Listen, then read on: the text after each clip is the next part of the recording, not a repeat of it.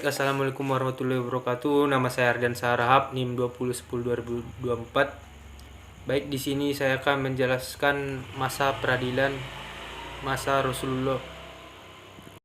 Baik, proses peradilan pada masa Rasulullah SAW berlangsung sangat sederhana. Jika ada suatu permasalahan, maka segera datang kepada Rasulullah SAW untuk meminta putusan tanpa harus menunggu waktu tertentu maupun mencari tempat tertentu pula. Bahkan kebanyakan dari putusan-putusan yang dilakukan oleh Rasulullah SAW lebih bersifat fatwa dengan model tanya jawab dibandingkan dengan proses pengadilan yang dipahami saat ini. Di antara sahabat tersebut adalah Mu'adz bin Jabal. Rasulullah SAW menugaskan sahabat untuk bertindak sebagai hakim guna menyelesaikan masalah tertentu. Penugasan ini biasanya dilaksanakan atas perkara tertentu saja. Ketiga, Rasulullah SAW terkadang menugaskan seorang sahabat dengan didampingi sahabat yang lain untuk menyelesaikan suatu masalah tertentu dalam suatu daerah.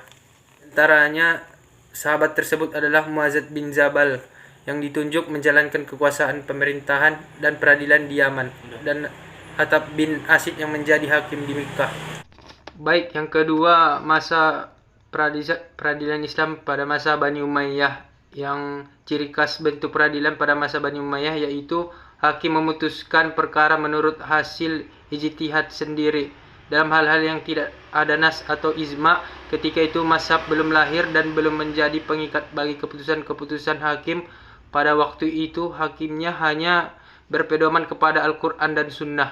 Dua lembaga peradilan pada masa itu belum dipengaruhi oleh penguasa. Hakim memiliki hak otonom yang sempurna, tidak dipengaruhi oleh keinginan-keinginan penguasa atau keputusan.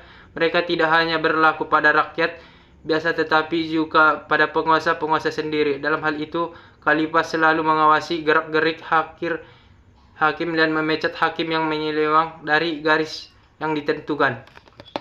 Adapun badan atau instansi pada Bani Umayyah yaitu Al-Qadha, merupakan tugas qadi dalam menyelesaikan perkara-perkara yang berhubungan dengan agama. Di samping itu, badan ini juga mengatur institut wakaf, harta anak yatim dan orang yang cacat mental. Yang kedua, Al-Hisbah, merupakan tugas Al-Muthasib atau kepala hisbah dalam menyelesaikan perkara-perkara umum dan soal-soal pidana yang memerlukan tindakan cepat. Menuri Al-Syati dalam bukunya Fi Adab Al-Hisbah seperti yang dikutip oleh Philip Kahiti bahwa tugas Al-Muthasib selesai mengarahkan polisi juga bertindak sebagai pengawas pet. Baik, yang ketiga adalah sejarah peradilan pada masa Abbasiyah.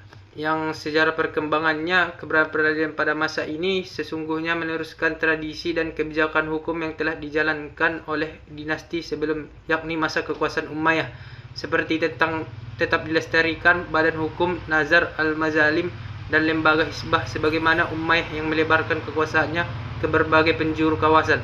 Abbasiyah juga memperluas kekuasaannya dan sekaligus membentuk pemerintahan daerah di berbagai tempat. Di bawah ini beberapa kebijakan khalifah dinasti Abbasiyah dalam bidang peradilan, di antara lain: 1. Dibentuknya oleh lembaga qadi al-Qudud atau Mahkamah Agung yang merupakan instansi tertinggi dalam peradilan.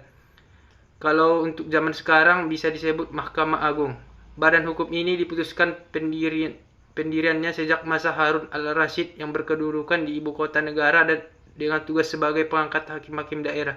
Pertama kali yang memangku jabatan ini adalah Al-Qadi Abu Yusuf Yaqub Ibnu Ibrahim, penyusun kitab Al-Qur'an, murid Abu Hanifah, dan yang lainnya. Yang menjadikan pejabat Qadi Al-Qudud adalah Muhammad Ibnu Hasan Al-Syabani.